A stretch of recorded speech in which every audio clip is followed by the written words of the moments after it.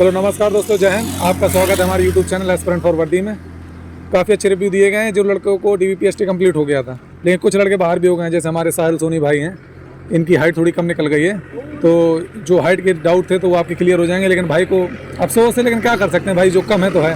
और सर्वेश भाई की हाइट भी यहाँ ज़्यादा हम लोग नापते थे, लेकिन इनकी हाइट फिक्स निकली है 1.68, तो काफ़ी इससे अच्छा मिलेगा। तो सबसे पहले इनसे पूछते हैं, भाई आपका DVPST कहाँ था?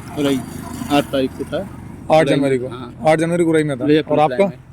हमारा 9 जनवरी को था ललितपुर में। 9 जनवरी ललितपुर में। तो सबसे पहले बताओ, हाइट कितनी निकली आपकी? यहाँ पे तो नापते थे तो 168.1 168 निकलती थी, लेकिन वहाँ पे जब नापी तो पहली बार में इलेक्ट्रॉनिक और मैनुअल दोनों में 167 नापी।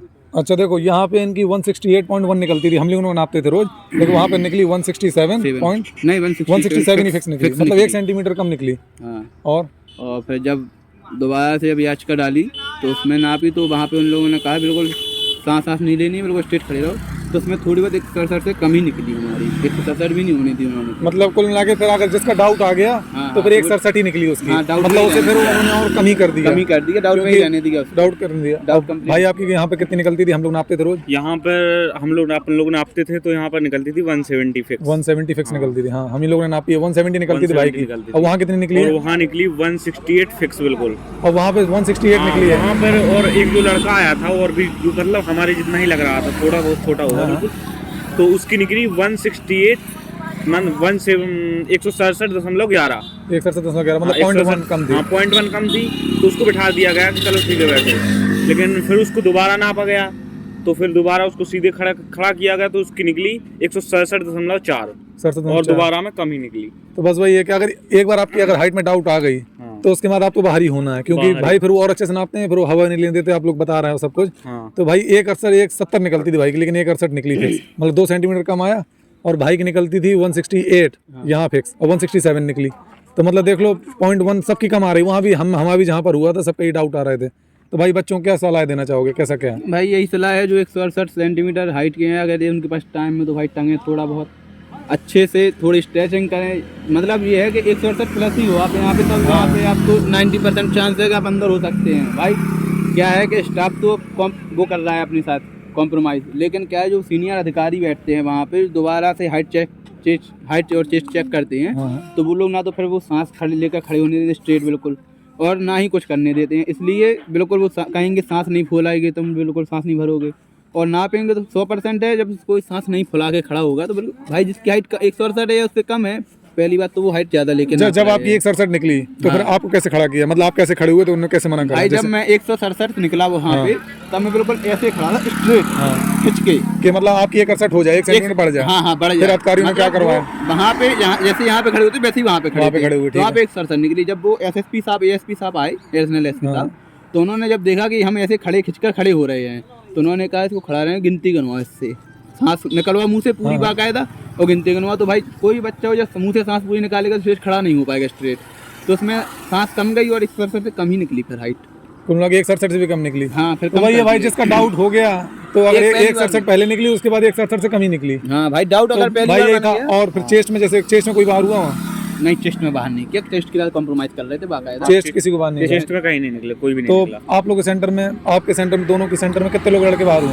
हमारे सेंटर में 9 तारीख को था, तो 10 लड़के जो है हाइट में ही हुए सारे। 10 लड़के हाइट में बाहर हुए। और एब्सेंट कितने थे? और एब्सेंट की तो पता नहीं चला, उन्होंने नहीं बताया एब्सेंट के बारे में। हाँ चलो, और तुम बताओ हाइट में? हमारे यहाँ पे हाइट में लगभग 15 लड़के बाहर निकले, जिसमें बहुत बड़ा नंबर है, 15 लड़के। और 10 लड़कों ने, नहीं 8 लड़कों ने दोबारा से याचिका डाली थी नापने के लिए, और कुछ लड़के थे जो कॉम्प्रोमाइज करवाया उनको कि भाई तुम्हारी हाइट ज्यादा कम है, किसी 166.5 या 166 165 निकल रही है, तो उन्होंने नहीं डाला। वे समझ गए कि अब क्या फायदा, निकलने है नहीं, तो उन्होंने वहीं पे अपना रिजेक्शन भर दिया, दे दिया उनको, तो वो निकल के चले गए। जो 8 का हुआ, हाँ जो 8 का हुआ, तो उनको उनमें से भी कोई नहीं निकला। एक लड़के की निकली 167.9 167.9, तो उसको ही बाहर कर दिया, नहीं लिया। अब देखो ये बहुत लड़कों का डाउट था कि जिसकी 167.9 निकलेगी तो उसके साथ क्या होगा। तो भाई अगर 0.9 भी है तो आपको ही बाहर कर देंगे। मतलब 0.1 में भी बाहर है। 0.1 में भी 167.11 थी, हमने बताया ना लड़की, उसको भी बाहर कर दिया। तो ये भी बाहर है। तो भाई ये बहुत बड़ा डाउट था,